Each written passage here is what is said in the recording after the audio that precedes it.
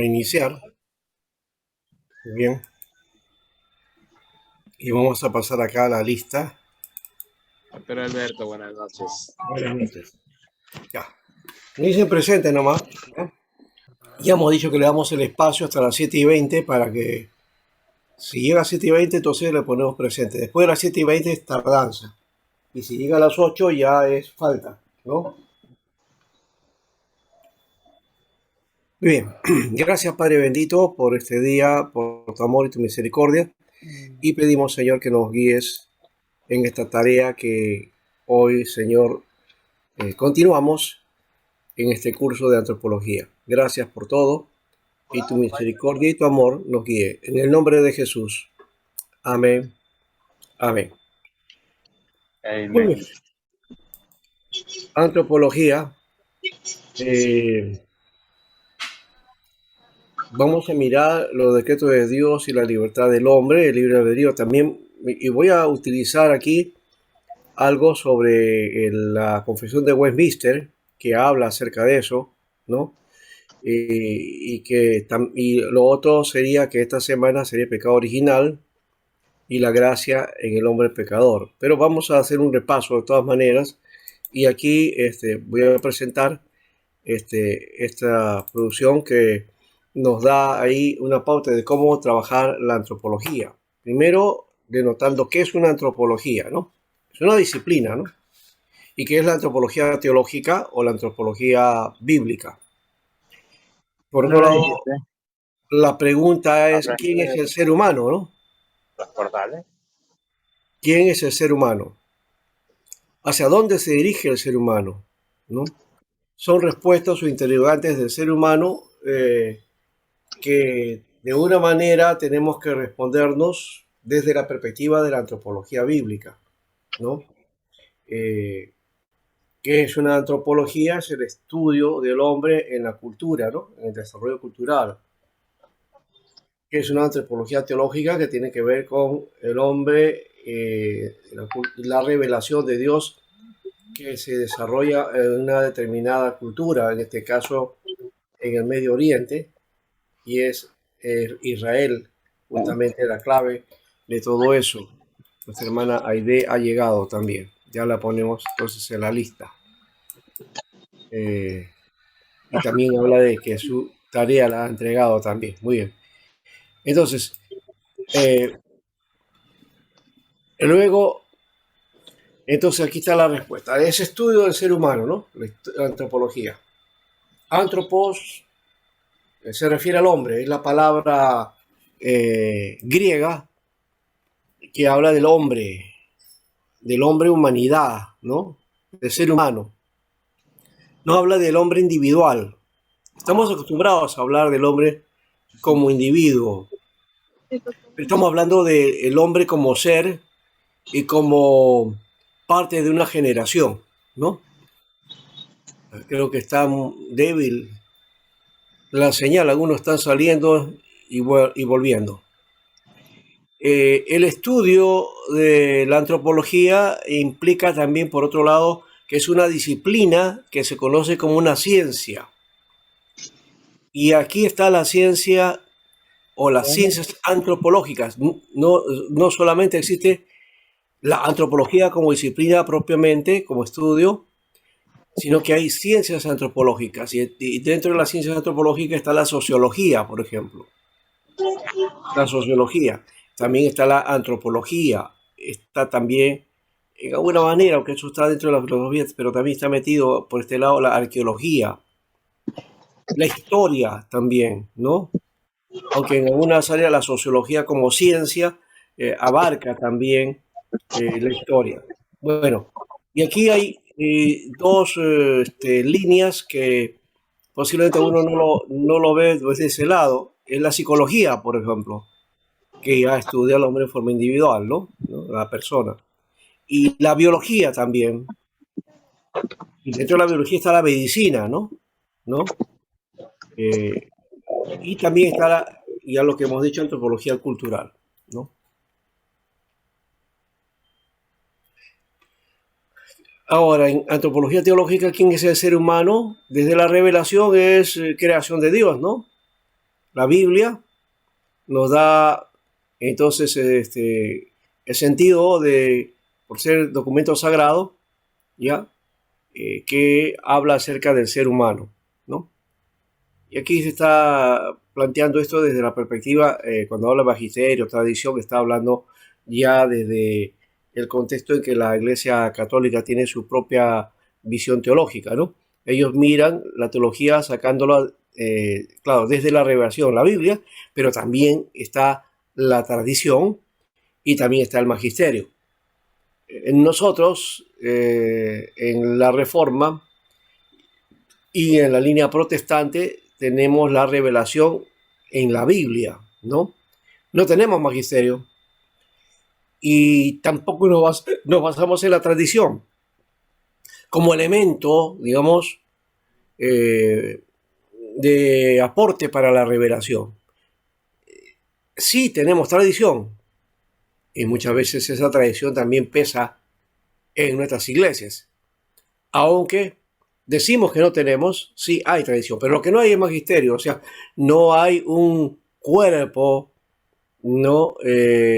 Cardenalicio, ¿no? O de que determina los aspectos doctrinales. Ya los hemos recibido y en todo caso cada movimiento tiene su propia fuente de confesión, ¿no? Y habría que estudiar ahí la historia de las confesiones, ¿no?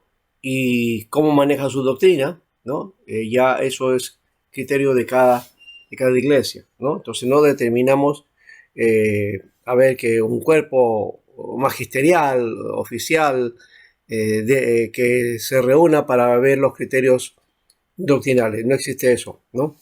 Ya pasaron los concilios y la iglesia pues simplemente establece su doctrina dependiendo de cada denominación.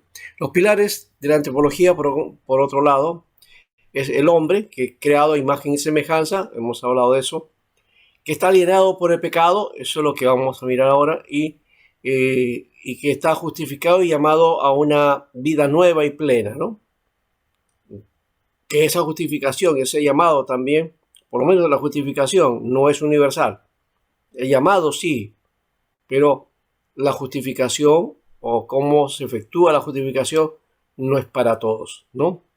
Entonces, hay una concepción de que cuando alguien se va de este mundo, entonces, bueno, se va con el Señor, ¿no? Así haya vivido una vida, ¿no? Pecaminosa o lejana de Dios, pero siempre decimos, ya, se fue con el Señor, pero es por la tradición religiosa en la que vivimos, ¿no? Teológicamente hablando, eso no funciona, ¿no? Muy bien. Y también entonces el hombre es llamado a la eternidad, ¿no? Pero o vive en la eternidad para Dios o vive en la eternidad fuera de Dios. Y bueno, vivir es una forma de decir, ¿no? ¿Ya? Porque ya no tiene la vida terrena, ¿no? Es otra condición. En cuanto a la respuesta del ser humano con respecto ¿qué es? Entonces acá también se habla del utilitarismo y el individualismo, ¿no? Que habla de posiciones de aprovechamiento, ¿no? El hombre utilitario o la visión utilitaria de la vida, ¿no? Buscando siempre el provecho de eso, o el individualismo, ¿no? Que es muy acendrado en nuestra sociedad moderna o postmoderna, donde el centro de la vida es el individuo, ni siquiera es el hombre, es el individuo, ¿no? La persona. Entonces nuestra sociedad está hecha para eso, ¿no? Para el confort de la persona, ¿no? Para tratar de que disfrute, ¿no? No está hablando pues del valor del hombre como humano, ¿no? Sino de cómo como individuos podemos aprovechar esta vida, pasarla bien, ¿no? El otro es el hedonismo y el consumismo, que es una concepción materialista también dentro de la sociedad, ¿no? El hedonismo, que está unido también al individualismo, esa sensación de tratar de gozar y de experimentar y buscar sensaciones, ¿no? Y aprovechar eso y todas nuestras sensaciones, todas nuestras energías, de experimentar cosas nuevas. El hedonismo va por ese lado, ¿no?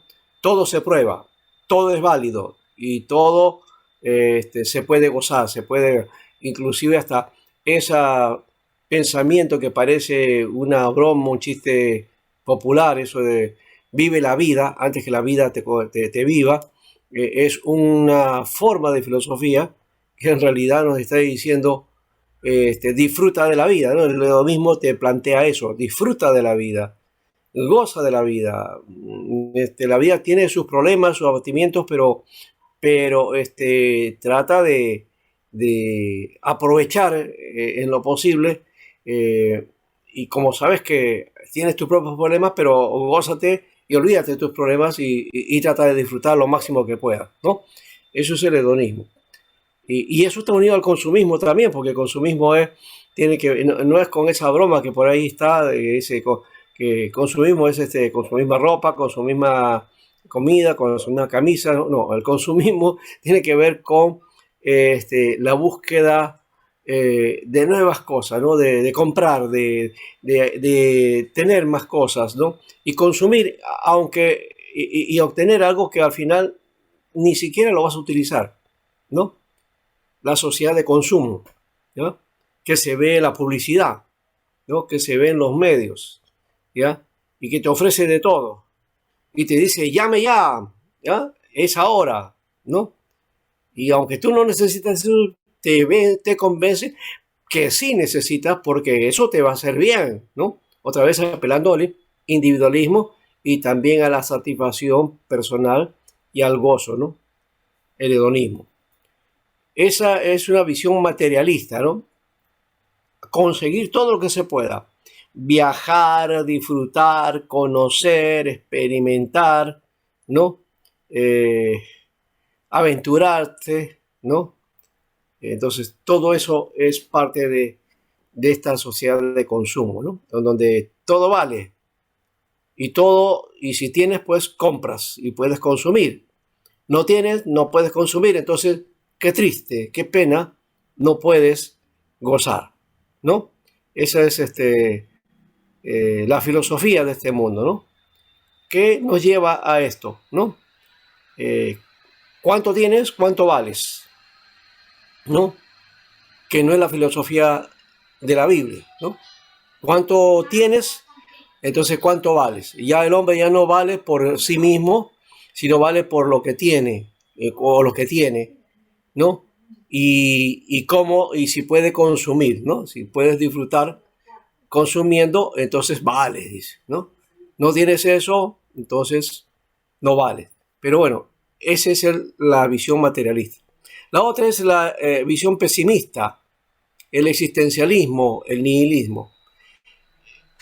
Una cosa es la filosofía existencial, que habla del ser y la necesidad de también valorar nuestra experiencia como ser humano, ¿no? Y que hay cosas, por supuesto, la vida nos da, ¿no? Y podemos de alguna manera crecer y desarrollar. Pero otra cosa es el existencialismo en el sentido de el pesar de vivir acá, ¿no? El nihilismo que nos lleva a la nada, ¿no? Al vacío, ¿no? A una idea pesimista, ¿no? Si hemos ya hablado también deberíamos hablar de no solamente del pesimismo, sino también del positivismo. Hoy día es otra tendencia que hay en el ser humano, ¿no? El positivismo, entonces te lleva a ¿qué? A la realización humana, ¿no? El positivismo, sí puedes, ¿no? Puedes lograrlo. Empoderamiento es una palabra que ahora se ha hecho tan común, ¿no? Otra idea es el éxito, ¿no? ¿No? El éxito te habla también entonces de una visión positivista de la vida, ¿no? Tienes que tener éxito, tienes que empoderarte, tienes que ser emprendedor, ¿no? ¿Ya? Todas esas concepciones tienen que ver con esa sociedad de lo positivo, ¿no? El hombre Sí, tú lo puedes lograr, ¿no? ¿No? Tú lo puedes lograr, tú puedes hacerlo, tú puedes triunfar, tú puedes llegar al éxito, ¿no? Entonces el exitismo es esa tendencia de la visión pesimista o de la visión medio positivista, ¿no? Contrario al pesimismo, ¿no?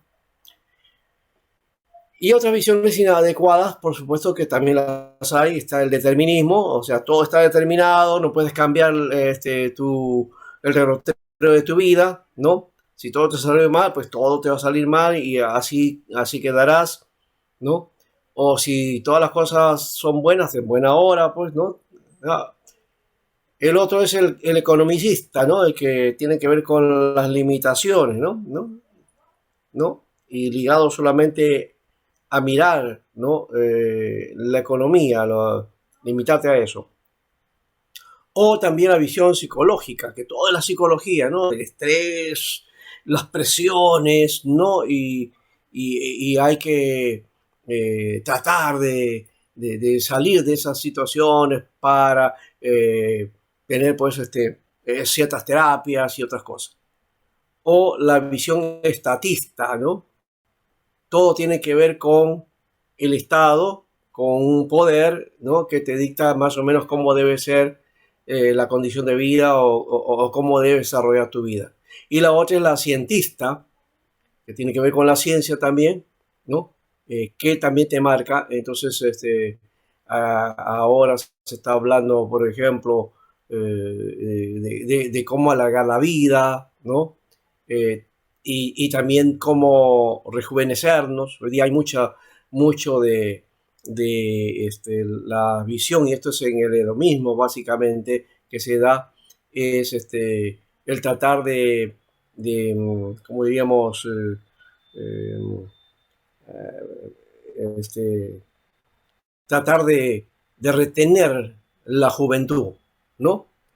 Y es por la alimentación, por ciertas prácticas y también por pasar por el quirófano, ¿no? Entonces, ¿para qué? Para quitar algunas arruguitas, todas estas cosas que es el proceso natural, entonces para evitar eso. Pero también la ciencia también está haciendo lo suyo para que el hombre viva más tiempo, ¿no? Y hoy día hemos alcanzado eso en medio de una sociedad tan difícil, tan volátil y también rápida, se vive más, hay más tiempo, ¿no?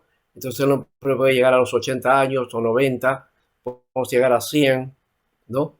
Que solamente en el pasado eran algunas personas que llegaban. Algunos dicen que, bueno, antes se vivía más tiempo, posiblemente aquí hay otro detalle. Eh, Parece que el tiempo y también el proceso que tiene la Tierra de hacer su recorrido de circular, ¿no? ¿Ya? De 24 horas, como que se ha ido no relativizando, sino se ha hecho más rápido. Y entonces ahora las horas de 24 horas que tenemos, en realidad, no son las 24 horas exactas que hace unos cuantos, de repente unos 70 o 80 años atrás teníamos, ¿no? Es por eso que una persona que pasa los 60 o los 70 no se les ve y tiene aspecto de joven o de una persona adulta, pero que no se les ve anciano, ¿no? Antiguamente, una persona llegaba a los 50 y ya estaba acabado, ya tenía rasgos. Ya a los 60 pues se le veía un anciano, ¿no? Hoy día vemos personas que tienen 60, 70 y no se ven ancianos, ¿no? Se le ve maduros, pero no tan ancianos, ¿no? Aún así, valoramos el hecho de la edad también, ¿no? O sea, los muchachos hasta los 30 ya están, ya después de 40 ya los ven viejos a todos. Al final, si te ves bien o no, eso ya no es, ya te notan, te toman como viejo o como anciano porque ya no tienes después de los 30 años, ¿no? ¿No? Ese es el relativismo que se vive hoy día. Bueno, entonces, en cuanto a dignidad de la persona humana, es criatura de Dios y imagen y semejanza del Creador, que nos refleja que tenemos el amor y la libertad como Dios, ¿no? Dios es amor y también Dios actúa en libertad. En libertad. Y como hijos de Dios somos llamados a una vida plena, ¿no? Ya no desde la perspectiva del hedonismo, ni también de los placeres, no, o de una sociedad libre de ataduras, ¿no? Sino desde la perspectiva de ser hijo de Dios. Y somos llamados también a una eternidad que se construye desde ahora, desde aquí. No es la eternidad cuando pasemos de esta vida. Algunos piensan de esa manera, que recién entonces la eternidad la vamos a gozar cuando pasemos a la presencia de Dios. Pero la eternidad se construye, se vive, es decir, el reino de Dios lo vamos desarrollando aquí en la tierra, no es en el cielo. Ahí hay también un concepto que mal desarrollado, ¿no? Porque pensamos allá en el cielo, y hay cánticos antiguos dice eso, ¿no? Allá en el cielo, allá en el cielo, allá en el cielo, ¿no? No habrá más llanto, ni más tristeza, ni más dolor, porque allá, estando los redimidos, alabaremos al Señor.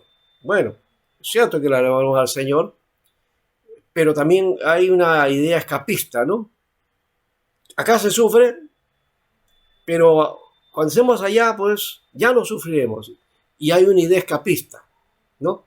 Acá es el dolor, allá es el gozo. Y no se vive la vida plena aquí, ¿no? Ya lo cantamos así, felizmente, ¿no? Nos hemos ido al otro lado también, ¿no? Hoy, prosperidad, abundancia, bendición, bendecido, ¿no? Y proclamo y decreto, ¿no? Ya, vida abundante para todos.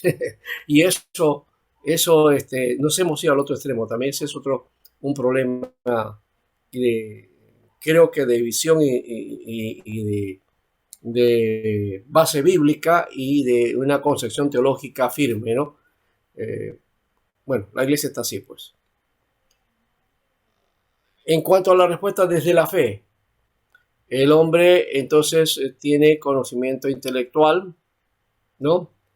Tiene una experiencia con Dios vivencial, ¿ya?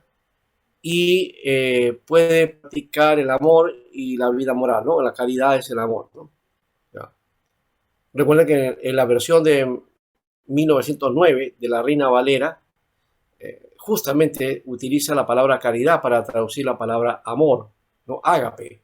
Ágape es caridad, ¿no? Antiguamente esa era la palabra, hoy día ya nadie utiliza la palabra caridad, ¿no? Dios es caridad, ¿no? Porque caridad tiene otra connotación hoy día o otro uso, ¿no? Eso es desde la fe, pero desde nuestra realidad el hombre pues vive el presente, también tiene recuerdos del pasado y se va y visiona el futuro, ¿no? Y por otro lado también hay nuestra situación también que se da en nuestra cultura, ¿no? Las urgencias, las problemáticas que son del día a día, ¿no? Tanto sociales, políticas, bueno, religiosas también, ¿no? Antropológicamente también hablando, ¿no? Es decir, el desarrollo del hombre, desarrollo humano, todas esas cosas que son parte de nuestra realidad. Y nuestras urgencias sería el trabajo, ¿no? El trabajo que en alguna manera se pone como una obstáculo para el desarrollo. El trabajo es como una carga muchas veces, ¿no? El trabajo en realidad es una bendición. Dios le puso a Adán ahí en el huerto para que, dice, diera nombres a los animales. Y también le dio la bendición y para que la abrace, ¿no? Lo puso en la tierra para que la abrace, para que la trabaje. Entonces, desde el comienzo, el trabajo es una bendición. Aquel que diga que el trabajo es una maldición o que es un castigo de Dios, está diciendo algo que no es correcto. Más bien, el hecho de conseguir el alimento, como dice en Génesis 3, ¿ya? Con el dolor de tu frente, ¿no?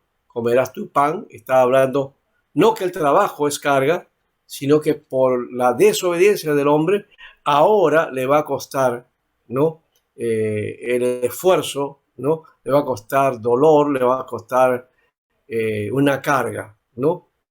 Entonces el trabajo se convirtió en una carga a partir del pecado del hombre. Pero el trabajo no es carga, es bendición de Dios. ¿No?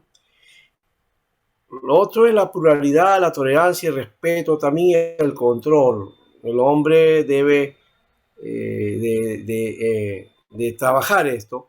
La pluralidad en el sentido de que todos los hombres no somos somos iguales ante Dios, pero hay una pluralidad de culturas, de desarrollo, cada cultura es diferente, los del Oriente, los del Occidente, los del África, ¿no? Los de Asia, en fin, cada uno tiene sus propios matices, también sus propias creencias, y el mundo es plural desde esa perspectiva. Y también debemos tener tolerancia, desde esa perspectiva también tener tolerancia, en tanto que predicamos el Evangelio y que lo vemos como la verdad y la absoluta verdad, pero también comprender al otro que no cree o que no tiene nuestra fe, ¿no? Y ser tolerante desde esa perspectiva, respetándolo a él, ¿ya? Y dándole la oportunidad para que conozca el mensaje de Jesucristo, ¿no? No imponiéndole, sino dándole ese límite, ¿no? De que, ¿cómo hace el judío? El judío cuando no es alguien que quiere imponer su religión, sino que si alguien se interesa, entonces, muy bien, le va enseñando, le va dando la apertura, eso que deberíamos hacer como creyentes. Claro que lo otro nos ha llevado a crecer mucho, pero también el crecimiento no implica un desarrollo de iglesia madura, ¿no? Tenemos una iglesia muy infantil, lastimosamente, que no tiene mucho de doctrina y que por cualquier viento de doctrina se va, ¿no? Eso no conviene, así que había que hacer un discipulado que corresponda, ¿no? Tratando de ser tolerante también con los seres humanos, ¿no? En cuanto a lo que hacen y a lo que creen, ¿no? Y eso implica respeto también, el respeto, ¿no? No maltratar al ser humano, no tratar a los hombres porque, ay, bueno, yo sí soy creyente y ese no, como cualquier cosa, ¿no? Eso implica también un control, un cuidado de nuestros actos también y no creernos superiores, ¿no?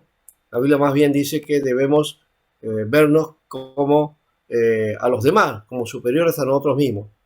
No nosotros superiores a los otros, sino los otros superiores a nosotros mismos, ¿no? También en la práctica de la solidaridad, el hombre también es necesario que tenga esta mirada, ¿no? Desde la solidaridad para atender al necesitado, al que necesita. Hoy el mundo necesita, alguien dice, el mundo necesita amor, sí, pero ese amor, ¿con qué se come? Son acciones y hay que demostrar esas acciones, ¿ya? Entonces, no que, muy bien, si tú te conviertes, entonces yo me voy a portar bien contigo y te voy a amar.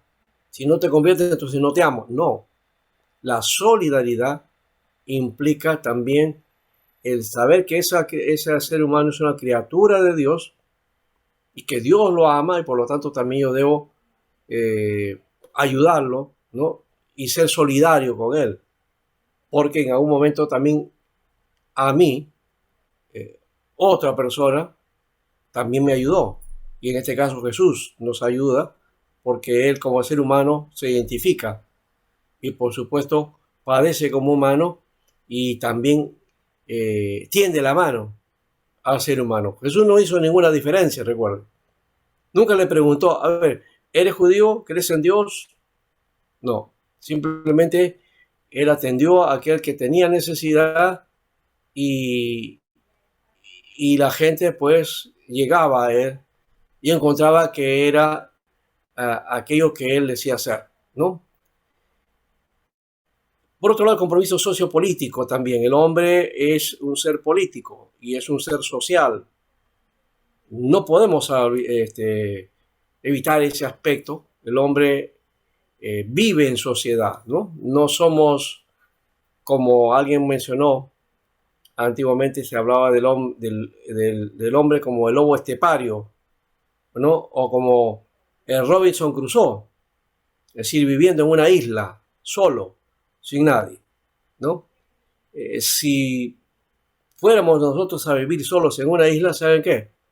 En el tiempo vamos a estar hablando con los objetos que están alrededor. ¿Por qué? Porque el hombre necesita de compañía.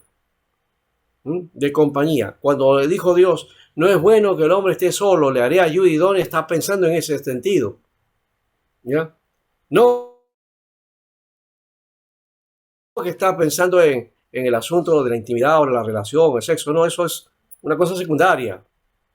La importancia es que el hombre es hecho como ser social y necesita de otro semejante a él para compartir, para hacer sociedad, ¿no? Y entonces el compromiso social implica también entonces apoyo al desarrollo que hace la sociedad a la que vivimos, ¿no? También estamos aportando a eso. Y las actitudes que tenemos también de cómo realizarnos en las diferentes normas, establecimientos para el desarrollo de una determinada sociedad y qué tipo de conducta debemos desarrollar. Y eso es política, ¿no? Entonces hay un compromiso sociopolítico, ¿no? Para la construcción de humanidad, de la construcción de sociedad. El compromiso por la paz también, ¿no? Dios, por medio de Jesús, dice, nos trae la paz y, por supuesto, también, si somos hijos de Dios, y el ser humano debe ser comprometido por la paz. El problema es que no es así en su accionar. Ya hemos visto que la violencia, ¿no? Estamos ahora, esta guerra que se está hablando ya en demasía, ¿no? Que se dice cosas de uno y otro lado, verdades o medias mentiras, o verdades a medias, o mentiras, en fin, y que nos opacan todos los conflictos que hay en el mundo, ¿no? Hay conflictos en el Líbano, hay conflictos en Somalia, hay conflictos en Irak, hay conflictos en Afganistán, hay conflictos con Palestina. Esos conflictos están, pero ahora no les hacemos caso, ¿no? Eso me hace recordar a esto que ocurrió hace poco, el derramamiento de petróleo en las playas de Ventanilla, en Lima, y eso salió, y bueno, ya nos hemos olvidado también. Pero el año pasado nomás ha habido derrames en la selva, mucho más graves que esto que ocurrió en Ventanilla, y ningún medio salió hablando de toda esta problemática y de lo que es el conflicto de este atentado que se está haciendo con estos derrames, ¿no? El atentado al medio ambiente, ¿no? Así que la violencia está ahí. Está la violencia. Necesitamos paz más bien, ¿no? Bueno, eso hasta el hombre natural lo pide, pero los hijos de Dios son los hijos de paz y necesitamos practicar la paz en ese caso. No ser conflictuosos, ¿no? Sino ser hombres de paz. Y nuestra realidad cercana, como seres humanos, tenemos que integrarlo aquí, a que si queremos cambiar el mundo, pues primero empecemos por la familia, primero por nosotros mismos, por la familia, y luego entre el barrio, el pueblo, la nación, el continente y el mundo. ¿No? El problema está que queremos cambiar el mundo y nosotros no cambiamos, ¿no? Y menos cambiamos las actitudes frente a la familia, ¿no? Bueno, aquí tenemos esta visión, que es una visión muy interesante que encontré por ahí, no es mía, ¿ya?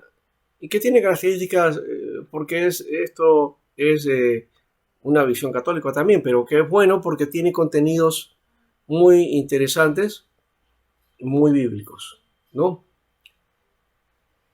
Y Jesucristo que debe ser nuestra plenitud, ¿no? Nos da plenitud de vida, entonces necesitamos conocerle, amarle, seguirle y tener la vida plena en Jesucristo, ¿no?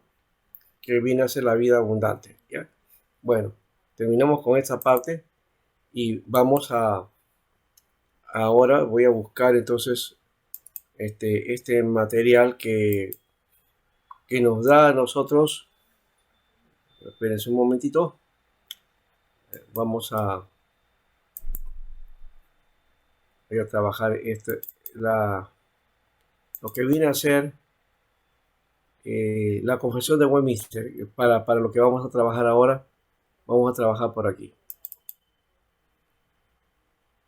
Y de la confesión de Westminster voy a trabajar uno de los capítulos y que tiene que ver con el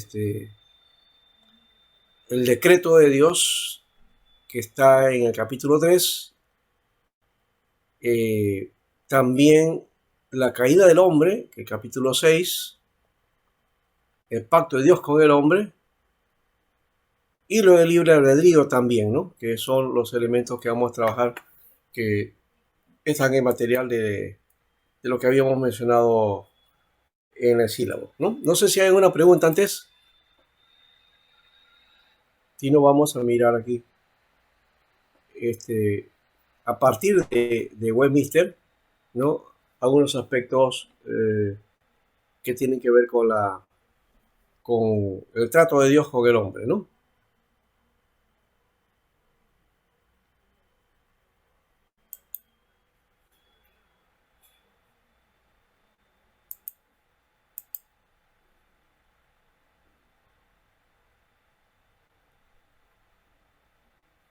Bien. No hay preguntas entonces, ¿sí?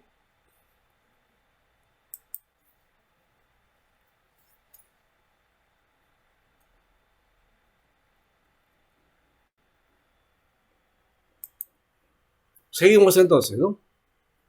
Ante el silencio, entiendo que todos están entendiendo, o como dicen otros, cuando hay un silencio es que todos entendieron, todo está bien, o no han entendido nada, ¿no? Que sería la otra posición. No creo que sea así, ¿verdad?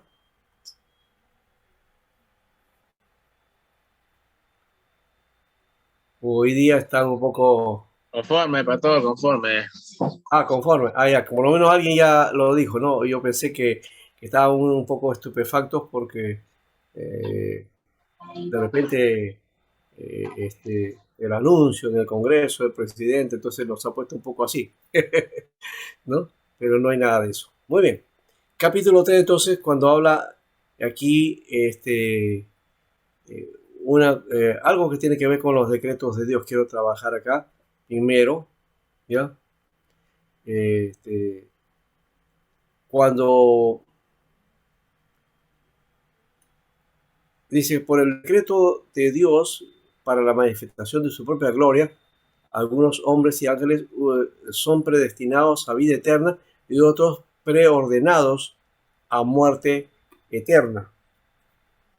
Está mencionando que la predestinación, hay un concepto que por lo menos Westminster no lo trabaja. Se ha hecho muy famosa la idea de que los presbiterianos o reformados o calvinistas creen que hay predestinación para vida eterna y también predestinación para condenación, ¿no? Pero el texto de Westminster en el capítulo 3, en el inciso 3, no nos dice eso.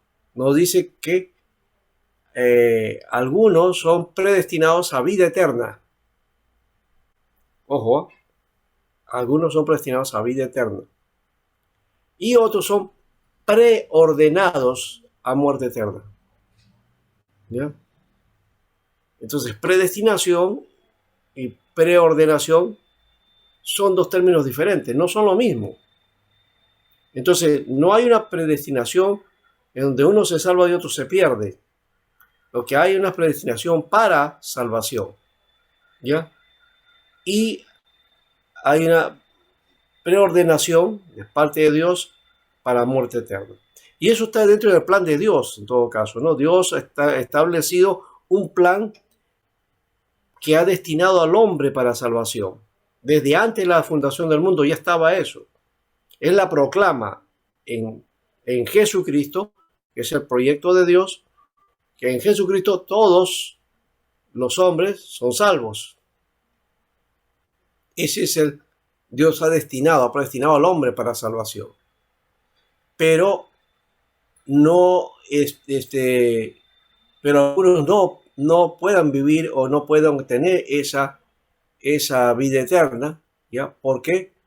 Porque están preordenados para la muerte eterna, es decir, que ya desde anticipado, ya por la omnisciencia de Dios, establece que hay hombres que no van a considerar la redención que hace Dios por ellos. Por lo tanto, entonces hay un camino que es la muerte eterna, ¿no?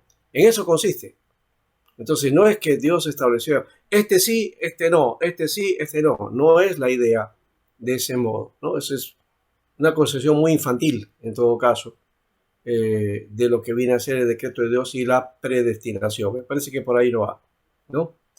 Y para esto tenemos a Efesios capítulo 1, y está justamente ahí, el 5 y 6, que nos da la fuerza para entender este aspecto que Dios nos ha predestinado desde la fundación del mundo para la alabanza de su gloria.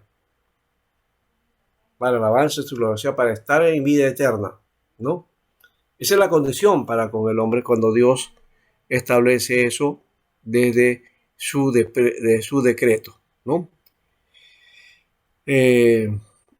Entonces, y dentro de esto también dice Dios, desde la eternidad, por el sabio y santo consejo de su voluntad, ordenó libre e inalterablemente todo lo que sucede. Sin embargo, lo hizo de tal manera que Dios ni es autor del pecado, ni hace violencia al albedrío de sus criaturas, ni quita libertad, ni contingencia de las causas secundarias, sino más bien las establece. O sea, que Dios nos da la libertad, ¿no? Como criaturas de Dios, a movernos, ¿no?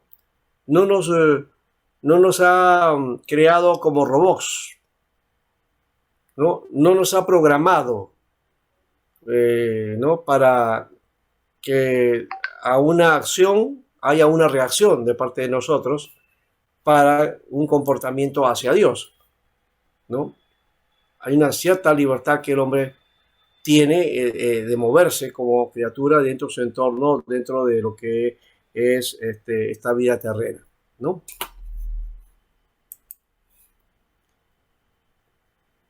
Y como dije también aquí, aunque Dios sabe todo lo que puede suceder en toda clase de supuestas condiciones, sin embargo, nada decretó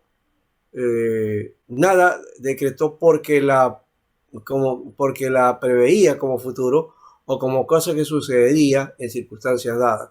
O sea que no existe esa idea del destino, ¿no? Y un destino establece y que así va a suceder y te va a suceder a ti, ¿no? No, acá dice no, nada decretó porque lo preveía como futuro. O sea, no te decreta el futuro a cada persona, no. En cuanto al valor de criatura y en relación con Dios, sí hay una predestinación, una condición. Dios establece esa relación con su criatura, pero en cuanto a cómo desarrolla la criatura, cómo desarrolla esa humanidad, le da pues también la oportunidad de hacer, de construir, ¿no? Bueno, el 3, como hemos dicho también, ahí está la predestinación, y dice, estos hombres y ángeles así predestinados y preordenados están designados particularmente e inalterablemente, y su número es tan cierto y definido que ni se puede aumentar ni puede disminuir. No sabemos cuál es el número tampoco, eso lo sabe Dios solamente. O sea, ¿quiénes son salvos? ¿Quiénes no son salvos? Eso solamente lo sabe Dios. No podemos nosotros marcar y decir, no, este no es salvo, este sí es salvo. Eso solamente lo sabe Dios. Lo que nos queda a nosotros es tratar a todos, ¿ya? De una manera que por fe creamos que sí, son hijos de Dios y son salvos, pues, ¿no? Lo que hagan o dejen de hacer no condiciona su estado, ¿no? Eso solamente pertenece entonces a la voluntad de Dios, al propósito de Dios y a la presencia de Dios, ¿no? Y a la omnisciencia de Dios, ¿ya? Y para ver esto de la predestinación, dice: aquellos que Dios ha predestinado para vida desde antes que fuesen puestos los fundamentos del mundo, conforme a su eterno e inmutable propósito y al consejo y beneplácito secreto de su propia voluntad, los ha escogido en Cristo para la gloria eterna. Entonces, Dios nos ha predestinado en Cristo para su gloria, ¿no? Dios los ha predestinado por su libre gracia y puro amor, Dios que es libre en su gracia, y sin previsión de su fe o buenas obras, de su perseverancia en ellas o cualquier otra cosa en la criatura, como condiciones o causas que se muevan a predestinarlos. O sea que no es producto de las acciones nuestras, ¿ya? Entonces es porque Dios es en su libertad lo quiso hacer así y por su puro amor, ¿no? Y no está previsto el hecho de la fe o las buenas obras que podamos realizar para merecernos esa gracia, ¿no? Y tampoco de la perseverancia en ello, o sea, si tenemos un acto religioso de buenas cosas que podamos hacer, ¿no? Para mover a que seamos predestinados, no hay eso, ¿no? ¿Ya? Esto lo hace el Señor todo para la labranza de su gloria, de su gloriosa gracia, ¿no? Entonces, esa predestinación implica que es para el avance de su gloria, nada más, ¿no?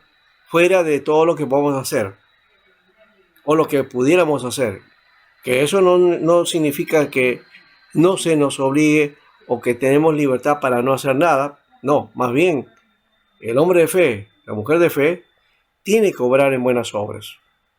Tiene que perseverar en fe, por supuesto. Pero eso no es ni la fe, ni la profesión de fe, ni las buenas obras implican que es lo que nos merecemos entonces estar dentro de los predestinados, ¿no?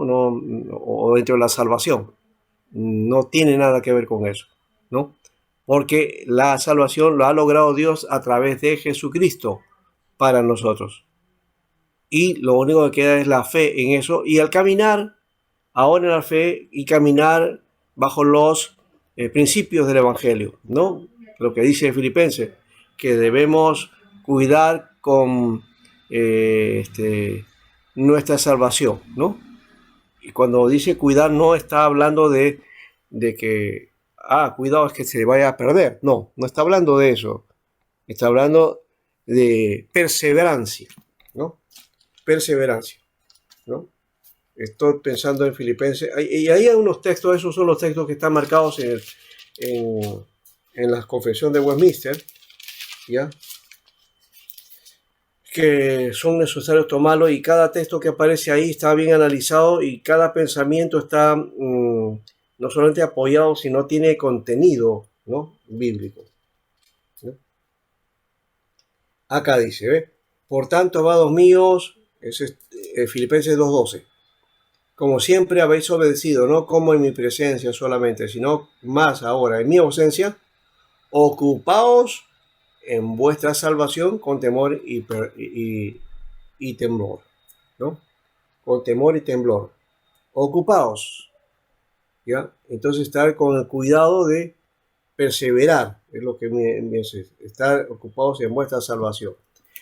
No dice estar preocupados por su salvación. Hay una obsesión dentro del mundo evangélico y a veces nos preocupamos demasiado por la salvación, ¿no? Y nuestro mensaje salvífico es muy así, radical, ¿no? y queremos salvar las almas, parece que somos salvadores del mundo, ya nos creemos salvadores del mundo.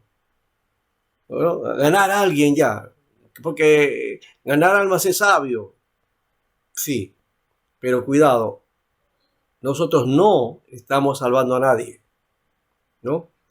Lo que dice aquí la palabra no es preocuparnos, sino ocuparnos en nuestra salvación.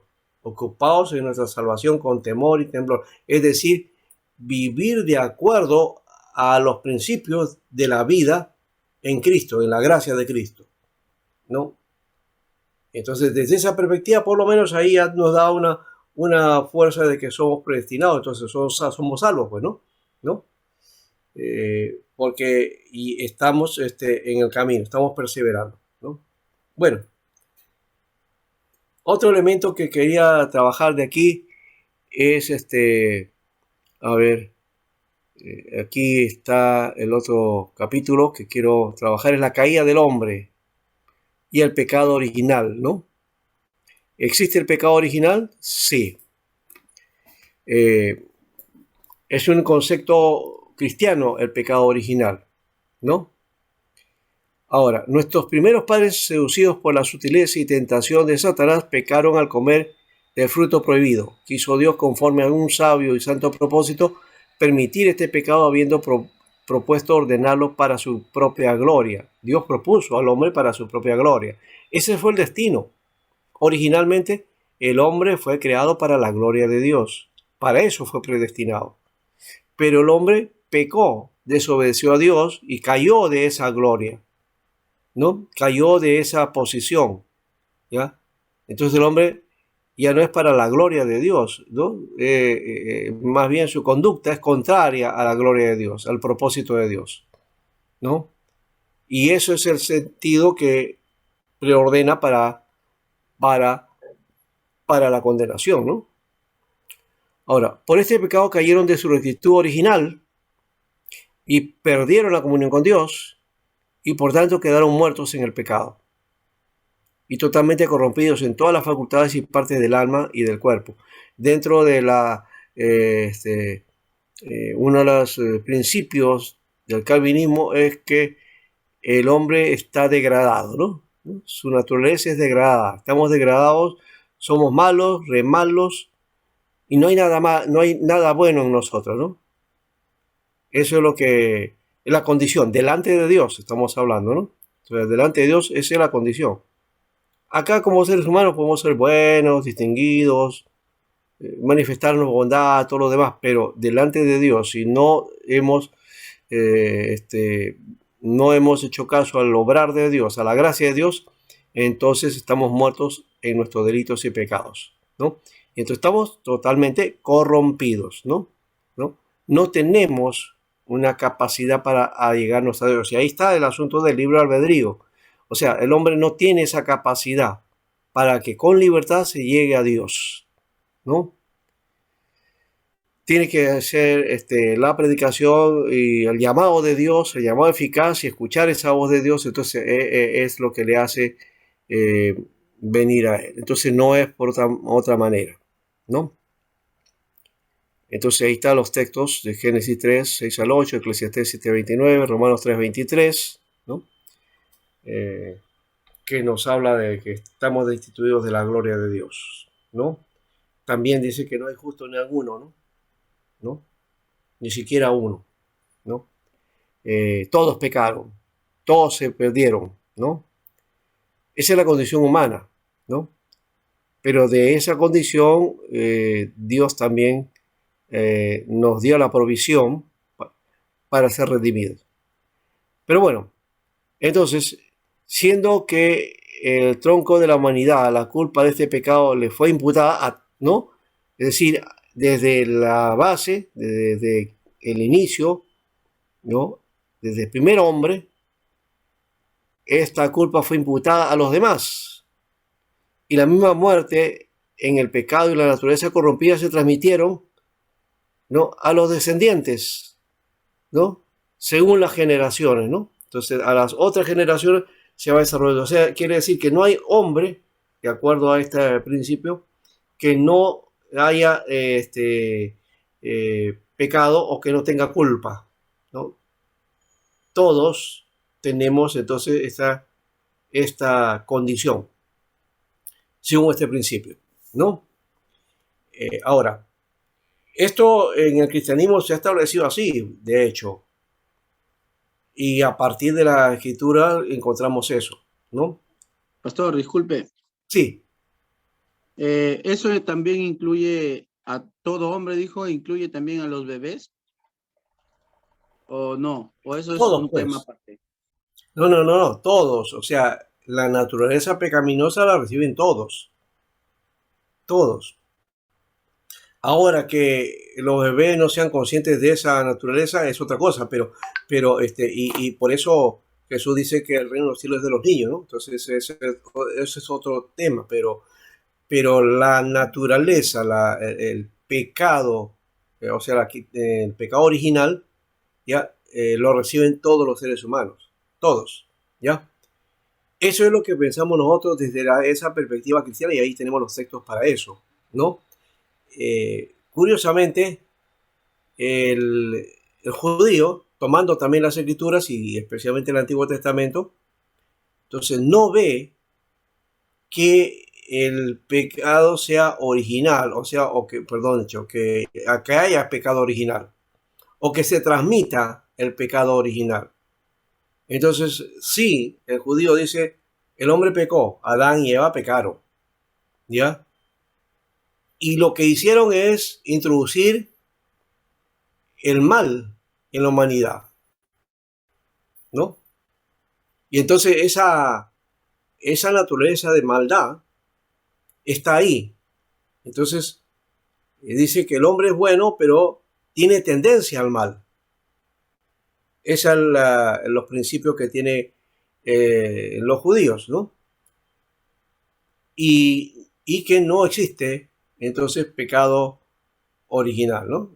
No existe eso. Entonces el hombre nace, ¿no? Y todo hombre tiene la condición como Adán en el principio, ¿no?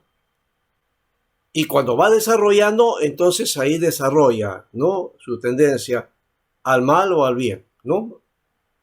Y especialmente es al mal. Esa es una tendencia que hay, esa naturaleza está ahí. Entonces, en el fondo, lo que están queriendo decir también es que el pecado original, que es la tendencia al mal, al hacer el mal, al final es lo mismo, pero no le llaman pecado original, no quieren llamarle pecado original, ¿no? Simplemente le llaman eso, es la tendencia al mal, ¿no?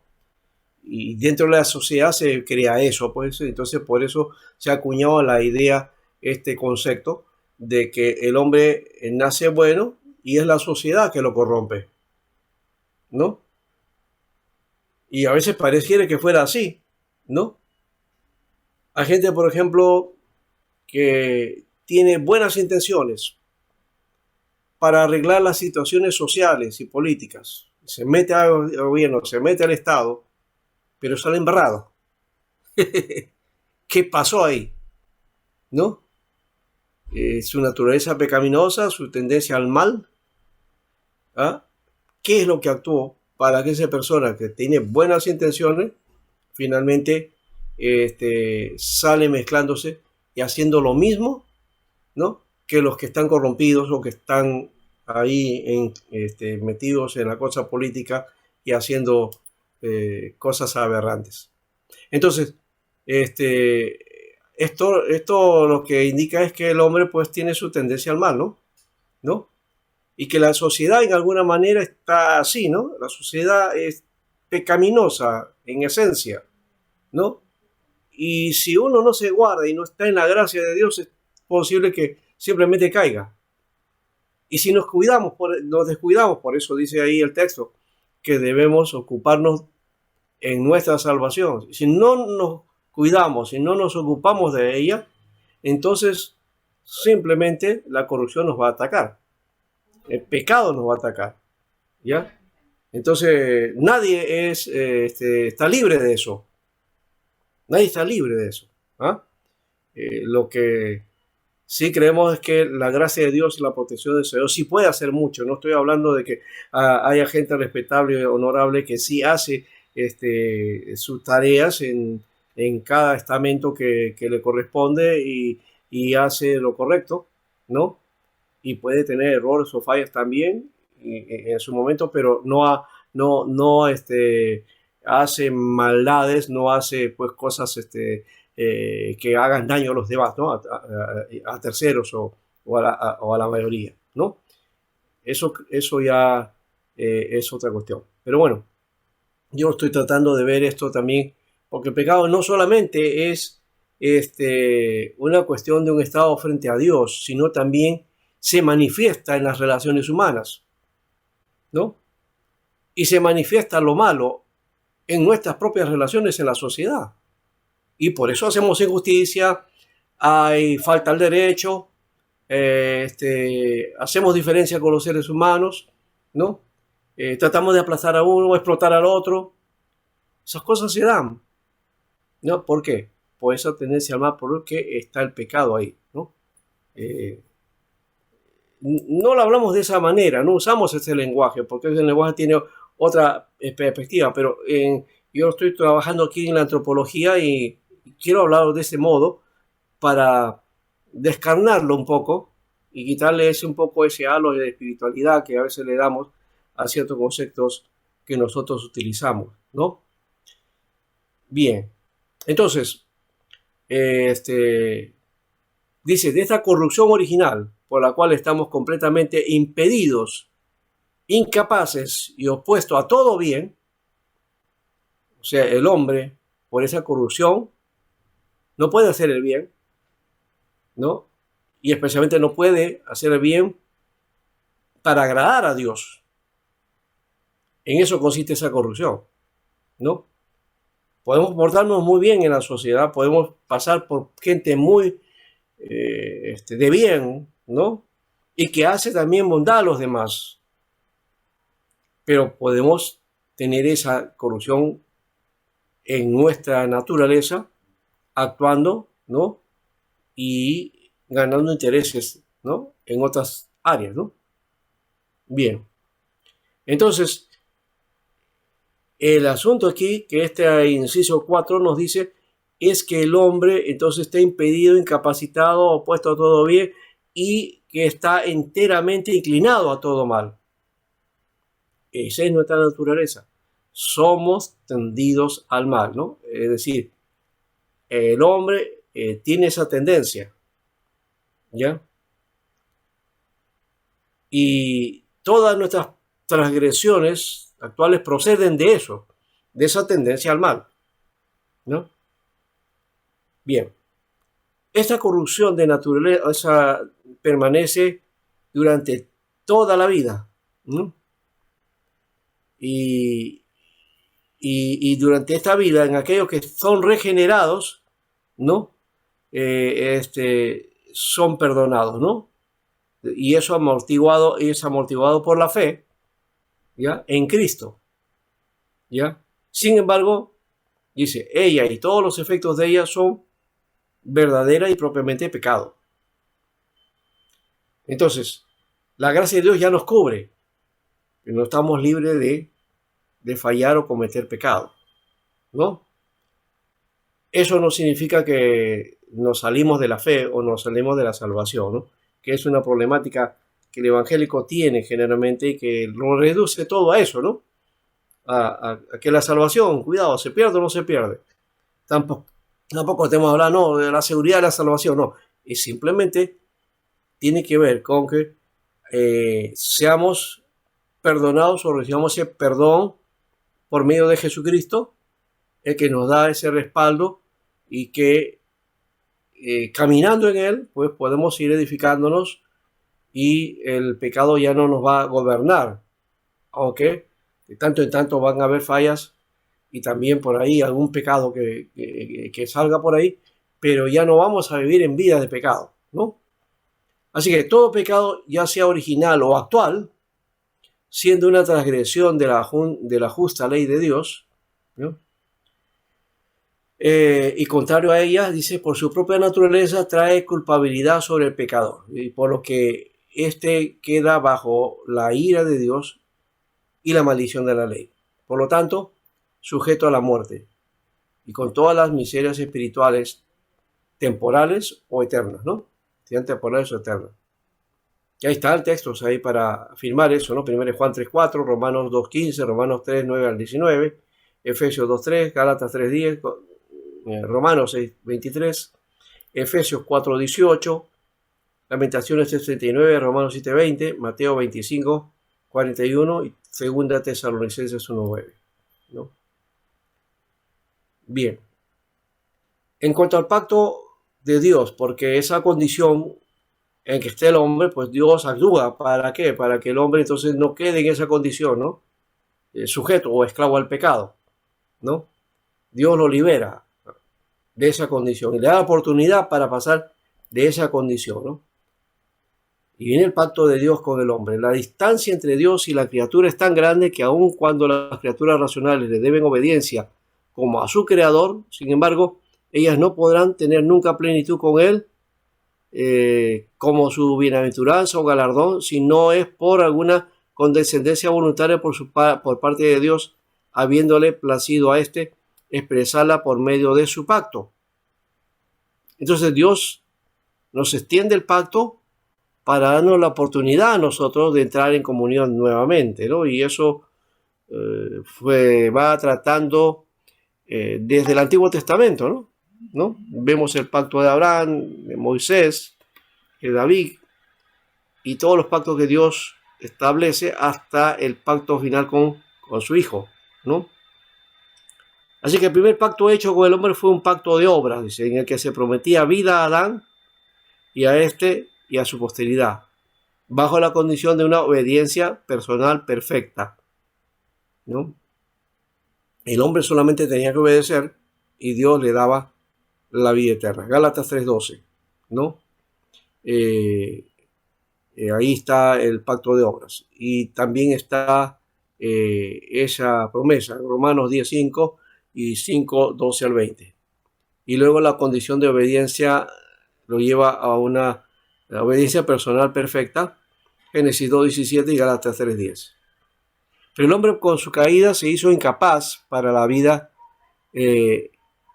que tenía mediante aquel pacto, por lo que agradó a Dios hacer un segundo pacto llamado el pacto de gracia. O sea, está hablando del pacto de la ley y el pacto de la gracia, ¿no? Y no, el pacto con Adán es al principio, en todo caso, el pacto de la creación, ¿no? Pero el pacto de gracia va de frente al pacto de gracia aquí, y según el cual Dios ofrece libremente a los pecadores vida y salvación por Cristo, exigiéndole la fe en Él para que puedan ser salvos, y prometiendo dar su espíritu a todos aquellos que han sido ordenados para vida, dándoles así voluntad y capacidad para creer, ¿no? Y ahí están los textos que corresponden. Este pacto de gracia se propone con frecuencia en las Escrituras con el nombre de un testamento, con referencia a la muerte de Jesucristo, el testador, y a la herencia eterna, con todas las cosas que a estas pertenecen y están legadas en este pacto. Claro, se habla del pacto del testador y también de una muerte, ¿no? Aunque ese es un elemento, digamos, de parte legal, cuando hablamos de testamento. En realidad, un concepto que deberíamos trabajar más es lo que estábamos viendo anteriormente, que es pacto, ¿ya? En el Nuevo Testamento, pacto se traduce como testamento, ¿no? Porque el Berik se traduce como diatiki, y diatiki es testamento, que tiene que ver con testar o obtener herencia, ¿no? Pero el Berik no tiene nada que ver con eso. El Berik habla de un compromiso, ¿no? De hacer un pacto entre dos, o Dios haciendo pacto con el hombre, y ambas partes, ¿no? Una propone y la otra también tiene que hacer también de su parte, ¿no? En ese pacto. Entonces el acto del hombre era obediencia, ¿no? Esa es su parte, ¿no? Lo otro es el acto de Dios que Es el iniciador del pacto, el que propone el pacto, ¿no? Ese pacto entonces era administrado de un modo diferente en el tiempo de la ley y en el del Evangelio. Bajo la ley se ministraba por promesas, profecías, sacrificio, la circuncisión, el Cordero Pascual y otros tipos y ordenanzas entregados al pueblo judío, y todo lo señalaba a Cristo, el que había de venir. Y eran suficientes y eficaces en aquel tiempo por la operación del Espíritu Santo, para instruir y edificar a los elegidos en fe en el Mesías prometido, por quien tenían plena remisión de pecados y salvación eterna. A este pacto se le llama el Antiguo Testamento, ¿no?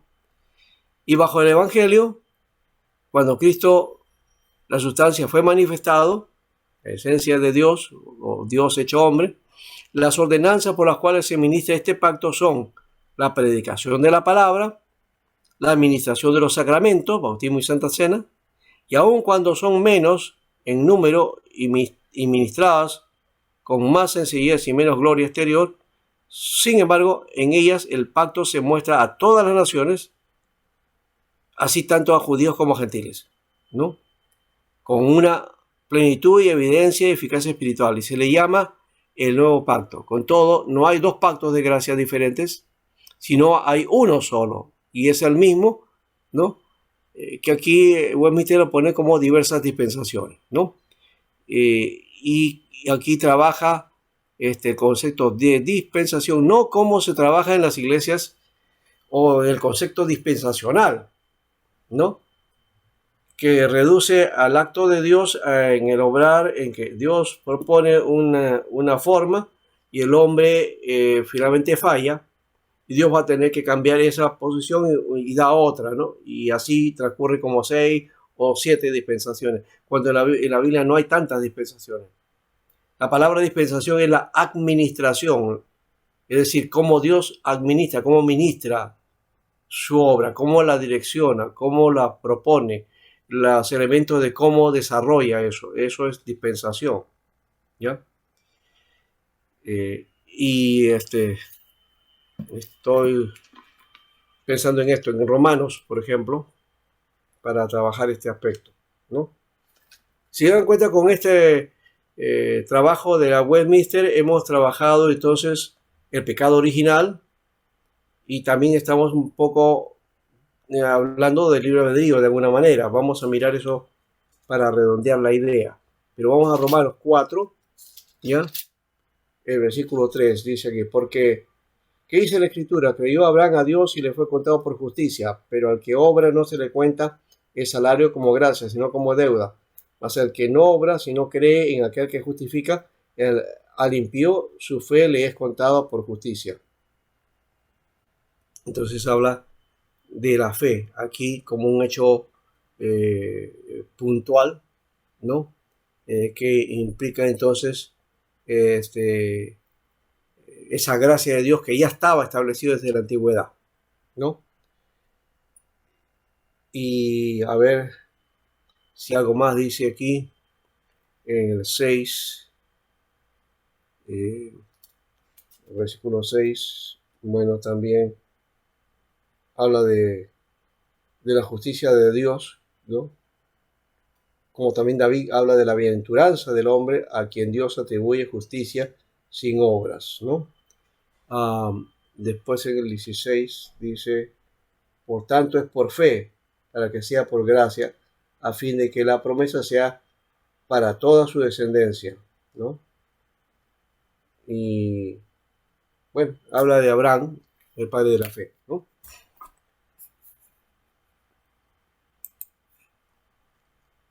Ahora, Cristo es el mediador. Y a ver, vamos por acá, está así, el libre albedrío, ahí está. Este capítulo 9 nos lleva a esto. Dios ha dotado a la voluntad del hombre con aquella libertad natural que no es forzada en ni determinada hacia el bien o hacia el mal, por ninguna necesidad absoluta de la naturaleza, ¿no? El hombre en su estado de inocencia tenía libertad y poder para querer y hacer lo bueno y agradable a Dios. Sin embargo, era mutable y podía caer de dicho estado. Y eso es lo que ocurrió. Ahora, el hombre por su caída a un estado de pecado, ha perdido absolutamente toda capacidad para querer algún bien espiritual que acompañe a la salvación. Lo que ha quedado es una actitud religiosa, ¿no? Que de alguna manera lo lleva a buscar esta situación de conflicto que tiene. Ahora, por tanto, como hombre natural que está enteramente opuesto a este bien y muerto al pecado, no puede por su propia fuerza convertirse a sí mismo o prepararse para la conversión. Aquí Westminster está proponiendo que el hombre no tiene libre albedrío en cuanto a reaccionar para volver a Dios. Sí tiene libre albedrío para el desarrollo de su propia vida terrena, del proyecto de vida que puede realizar y hacer sociedad. Pero en cuanto a Dios, en cuanto al acto de la gracia de Dios, entonces el hombre no puede hacer nada. Desde esa perspectiva, entonces podemos decir que no existe libre albedrío, porque el hombre está perdido y está corrompido, tiende al mal, tiene la condición de pecador, ¿no? Porque ha recibido el pecado original, la naturaleza de pecado.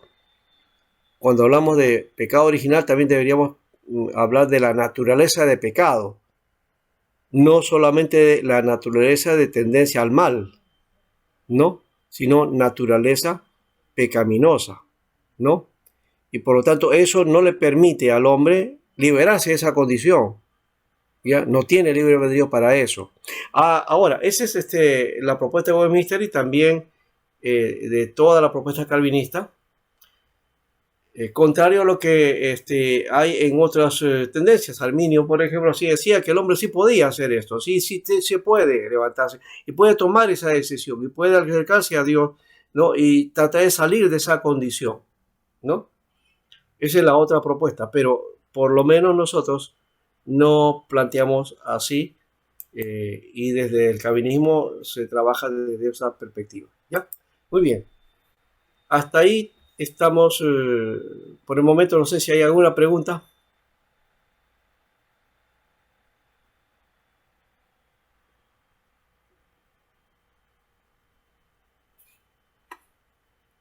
Hemos trabajado entonces el pecado original, la caída del hombre, sus consecuencias, el hombre perdido, ¿no? Luego la gracia de Dios en el hombre pecador, ¿no? Lo que nos tocaría entonces hablar de la gracia y el pecador en la gracia de Dios y el nuevo hombre, ¿no? Eso es lo que nos falta para terminar esta clase de hoy, ¿no? ¿Alguna pregunta, alguna inquietud en todo caso con respecto a este tema? ¿No? Doctor, yo tengo una pregunta. A ver. Sí, correspondiente a, ¿no? Como dicen, ¿no? No tenemos libre albedrío porque de manera natural no nos podemos acercar a Dios, porque está el pecado en nosotros, ¿no? Ya. Pero lo que usted mencionó sobre que sí tenemos libre albedrío de más que nada para hacer las cosas naturales que hacemos, ¿no? Pero ¿se le debe denominar libre albedrío a eso o tiene otro nombre? Bueno, también Westminster habla de ese libre albedrío, o sea, cuando está hablando de los decretos de Dios, entonces dice que el hombre tiene libertad, ¿no? ¿No? Libertad para actuar en forma natural, ¿ya? Y por ahí nos plantea un poquito eso, mire, por ahí empezamos, ¿no? Es el capítulo 3, ¿ya? A ver, por acá está, dice, cuando habla de predestinación, ya, acá está, ¿ves? Dice, Dios de eternidad, por el sabio y santo consejo de su voluntad, ordenó libre e inalterablemente todo lo que sucede. Sin embargo, lo hizo de tal manera que Dios ni es autor del pecado, ni hace violencia al libre albedrío de sus criaturas. ¿Ves?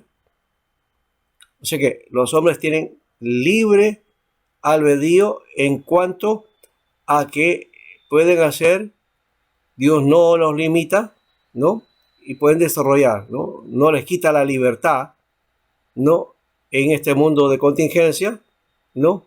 En cuanto a las cosas secundarias, es decir, a aquellas que se establece aquí, ¿no? ¿No? Y establece más bien ciertas normas, ciertas reglas en las que el hombre se conduce, ¿cierto?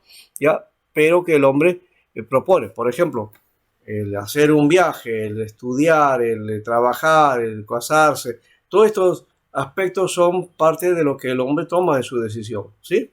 Es como una libertad natural. Claro, esa es la libertad natural, sí. Y que aquí en Westminster le llama libre albedrío también, en relación al vivir en la temporalidad. Pero libre albedrío en relación a Dios, o a poder llegarse a Dios, eso En lo Westminster espiritual. lo desecha, ¿no? No lo tiene, sí. Pastor, hay dos cosas diferentes serían en todo caso. Uno, en las cosas naturales, ahí tenemos libre albedrío, pero en las cosas de Dios, como usted dice, en la parte espiritual, ahí tendríamos que decir que estamos predestinados, ¿verdad? Claro, ahí nosotros no podemos manejar la gracia, no podemos manipular la gracia, no podemos hacer algo como para poder agradar a Dios. No existe entonces esa actitud, la meritocracia, ¿no? Dije que se habla eso, la meritocracia en términos hoy día para el gobierno, para el desarrollo de nuestra nación. Entonces, no hay meritocracia, o sea, no merecemos la gracia. Y no podemos hacer algo para merecernos la gracia. De esa manera estamos despojados. O sea, en esa condición no hay libertad para que el hombre, por su propia voluntad, decida, ¿no?, hacer eso, ¿no? Aunque, sí. Pastor, sí, pero usted mencionó también que hay otra posta que habla de que sí tenemos libre albedrío, ¿no? Mencionó un nombre. Porque también yo he escuchado, ¿no? He escuchado en otras iglesias que predican, ¿no? Diciendo que Dios nos ha dado libre albedrío para tomar, tenemos la decisión de servirlo, no servirlo, Sí, ¿no? sí. Pero ya estando en Cristo, digamos, estamos en la libertad, pero ya no es libre albedrío porque estamos sujetos a Él, ¿no? Estamos bajo la gracia. Y bajo la gracia, entonces tenemos que insistir en esa libertad en Cristo y hacer de acuerdo al propósito de Dios, ¿no? Lo otro es la tendencia al mal, en todo caso, que no nos permite, ¿no? Esa naturaleza del pecado que no permite. Por eso depende si estamos alimentando al nuevo hombre, desarrollando en el nuevo hombre, porque si no alimentamos eso, entonces simplemente la naturaleza del pecado nos va a seguir gobernando. Entonces no hay libertad, no hay libre albedrío exactamente, ¿ves? Porque el hombre o hace el mal o hace el bien, ¿no? Pero no es su voluntad. Es decir, bueno, hoy ya me porto bien, mañana me porto mal, ¿no? No es esa idea tampoco. Entonces no decide el hombre. De esa manera decimos, no hay libre albedrío. No hay libre albedrío en la decisión. La decisión es dada por Dios, es tomada por Dios, ¿ya? Ahora, claro, ese es desde la perspectiva calvinista. Los arminianos proponen de otra manera, que sí, que el hombre sí puede hacerlo y sí existe el libre albedrío. ¿Ya? Esa propuesta es arminiana, no es calvinista. ¿Ya? Entonces, esas son las dos tendencias o las dos condiciones que hay dentro de la iglesia con respecto al hombre, ¿no? Entonces, nosotros estamos planteando una antropología desde la perspectiva calvinista, ¿no? Entonces, la otra sería una antropología desde la perspectiva arminiana. Entonces, los arminianos sí dicen que el hombre, si tiene la capacidad, Dios le da ¿no? La oportunidad y el hombre puede decidir, ¿no? O sea, él puede rechazar a Dios o puede decidir caminar, ¿no? Y hasta un poco hay textos que nos explican eso, ¿no? Por ejemplo, cuando Jesús dice, ancha la puerta, ¿no? Y por ahí pasan los que se van a la perdición. Y angosto es el camino, ¿no?, que lleva a la vida eterna, ¿no? Y tienes que coger en uno de los caminos, dice, ¿no? Algo parecido a lo que dicen los arminianos, ¿no? Algo arminiano. O la idea de hacer el bien, ¿no? Entonces, me hace acordar a esa parábola del hijo pródigo, que debería llamarse el padre pródigo, ¿no? Que en un momento este hijo malgastó todo y está ahí con los chanchos peleando por la comida en una condición degradada, se da cuenta de la condición que está y él dice, iré a mi padre, ¿no? Él me recibirá y volveré a tener mi condición, ¿no? Y entonces va donde el padre, ella dice, va a hacer el esfuerzo, llega, vuelve donde el padre y le dice, Señor, he pecado contra ti, no soy digno de que me recibas como tu hijo, recíbeme como uno de tus jornaleros. Pero el padre, ¿qué cosa? Lo perdona y lo restituye como hijo.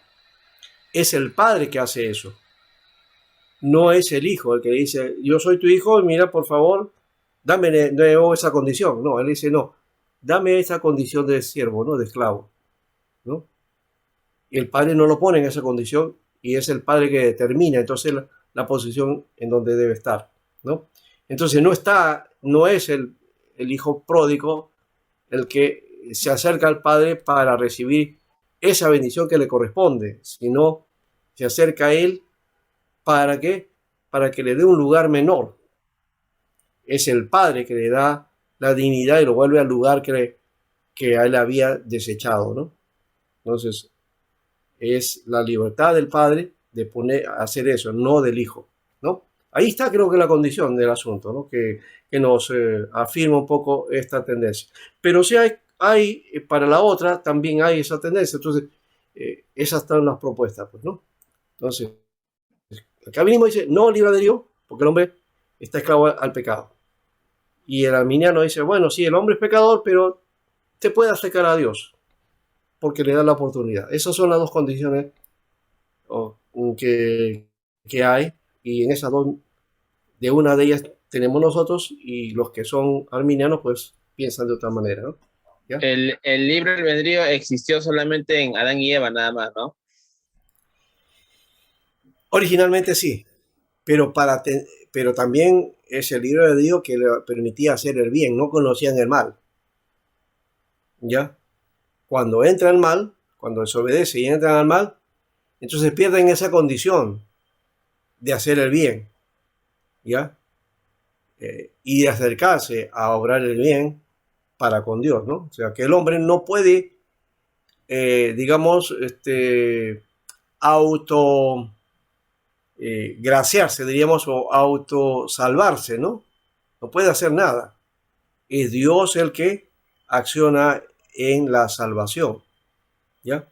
Sea en cualquiera de los dos términos, o sea, en el hecho de que el hombre totalmente no puede acercarse y Dios tiene que obrar todo, o en aquel impulso que el hombre tiene que hacer para acercarse a Dios, pero la obra es de él finalmente, ¿no? Ahí está, ¿no? Bueno, es el camino, en todo caso ahí está Pastor.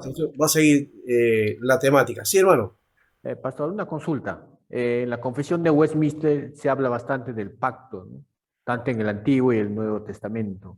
El pacto del hombre me refiero, ¿no? ¿Es aplicable en esta actualidad ahorita, Pastor?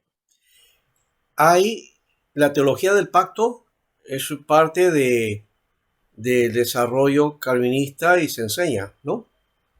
Eso sí hay. Y cómo se procesa y cómo estos pactos, todos de alguna manera van desarrollando hasta llegar al pacto final, que es en Jesucristo, ¿no? Todos llevan a eso. No es que ese pacto ahora ya no es y ahora viene otro y es nuevo, o el nuevo invalida al otro, no. Más bien confirma, van confirmando, ¿ya? Entonces ese pacto antiguo en Cristo ahora está actualizado. Complementa antiguo y nuevo. Claro, claro, hay una complementación, pero como digo, ese pacto antiguo está actualizado en Jesucristo. ¿Se acuerdan? Yo he venido a afirmar la ley, dice, ¿no? Confirmar la ley. La ley. ¿No?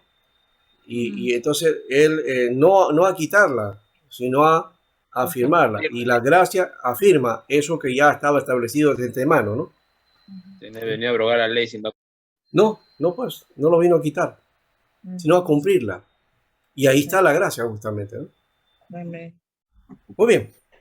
Vamos al descanso. ¿Ya? Volvemos